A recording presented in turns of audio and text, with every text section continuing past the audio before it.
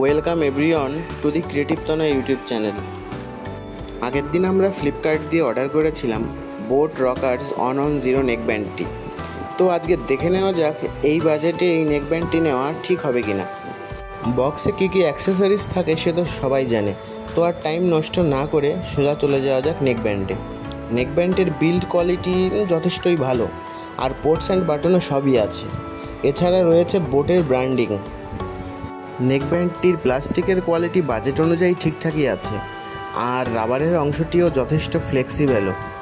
আর তাছাড়া এতে braided wire use করা হয়েছে, যার জন্য এটা সহজে ছিঁড়ে যাবে না। এছাড়া এর এয়ারপিস দুটোতে রয়েছে ম্যাগনেটিক কানেকশান, যার কারণে গলায় ঝুলিয়ে রাখার সময় এটি একটির সঙ্গে আরেকটি টাইটভাবে আটকে থাকবে। এছাড়া এর সাউন্ড কোয়ালিটিও যথেষ্টই ভালো, এয়ার টিপসের কোয়ালিটিও খুব ভালো। আর এটিতে দেওয়া টাইপ সি পোর্টের মাধ্যমে যে কোনো ফোনের চার্জার দিয়ে এই নেকব্যান্ডটিকে খুবই অল্প সময়ে দ্রুত চার্জ করা যায়। আর এটার ব্যাটারি ব্যাকআপ এতটাই ভালো যে একবার চার্জ করলে একটানা 2 দিন অনবরত এ দিয়ে গান শোনা সম্ভব।